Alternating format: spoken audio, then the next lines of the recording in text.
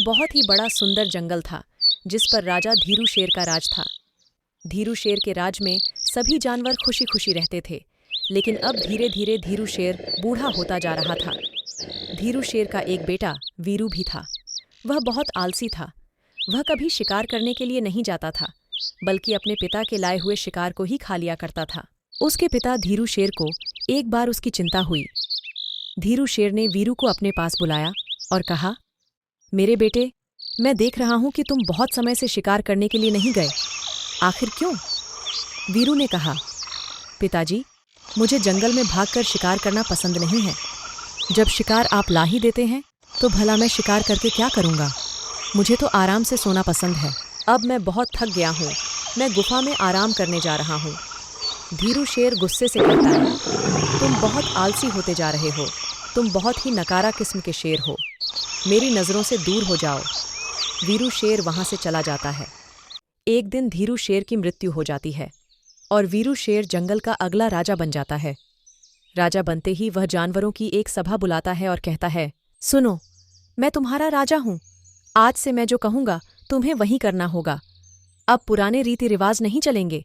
यदि तुम्हें मेरे जंगल में रहना है तो अपने शिकार में से आधा हिस्सा मुझे लाकर देना होगा। सभी जानवर वीरू शेर की बात सुनकर हैरान हो जाते हैं, लेकिन उन्हें वीरू शेर की बात माननी पड़ती है। सभी जानवर अपने शिकार का आधा हिस्सा लाकर शेर को सौंप दिया करते थे। धीरे धीरे वीरू शेर और भी आलसी होने लगा। वह सारा दिन गुफा में ही पड़ा रहता था। एक दिन एक लकड़बग्घे ने अपना शिकार शेर को देने से इनकार कर दिया। मैंने इतनी मेहनत से शिकार किया है, मैं भला अपने शिकार का आधा हिस्सा उस शेर को क्यों दूं? वह तो सारा दिन गुफा में पड़ा रहता है। अगले दिन दो तेंदुओं में एक शिकार को लेकर लड़ाई हो जाती है। दोनों शिकार को लेकर वीरू शेर के पास पहुंच जाते हैं। उनमें से एक कहता है, महाराज, मैंने यह शिकार खुद किया था, लेकिन यह मुझसे इसका आधा हिस्सा मांग रहा है। शेर नींद से उठता है और कहता है, तुम लोगों ने मेरी नींद खराब कर दी है। अब एक काम करो, इस शिकार को यहीं छोड़कर चले जाओ। यही मेरा न्याय है। दोनों तेंदुए निराश होकर चले आते हैं। अरे, इससे अच्छा तो होता कि हम उस शिकार को खुद आधा आधा ही बांट लेते।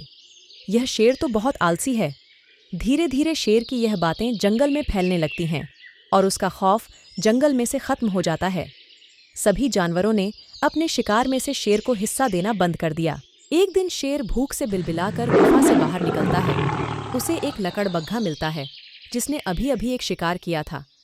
अरे, तुम्हारी यह हिम्मत कि तुम मेरे शिकार पर हाथ डालो। जाओ, जाकर अपने लिए कोई और शिकार ढूंढो। वीरू शेर लकड़बग्घे से शिकार छीन लेता है। शिकार को लेकर वह एक तालाब के पास पहुंच जाता है, लेकिन तभी शिकार तालाब में गिर जाता है। शेर सोचता है, इतनी मेहनत से शिकार छीन कर लाया था, बहुत ज्यादा भूख भी लग रही थी, अब क्या करूं? तभी तालाब से एक देवी निकलती है। वह शेर से कहती है, तुमने मेरे तालाब को मांस डालकर अपवित्र कर दिया है। अभी के अभी तालाब में जाकर उसे बाहर निकालो। वीरू शेर कहता है, मैं कोई तुम्हारा नौकर नहीं हूं, मैं इस जंगल का राजा हूं। मैं भला तुम्हारी बात क्यों सुनूं? तुम्हारे जो भी बस की होकर लो। तभी तालाब के पानी में हलचल होती है और एक दूसरा शेर तालाब से बाहर निकलता है। तालाब की देवी कहती हैं, अब यही जंगल का असली राजा बनेगा। फिर वह गायब हो जाती है। वीरू शेर उससे कहता है, सुनो, इस जंगल का असली राजा मैं हूं। जाओ, मेरे लिए एक शिकार लेकर आओ, नहीं तो अच्छा नहीं होगा। दूसरा शेर वीरू पर हमला कर देता है।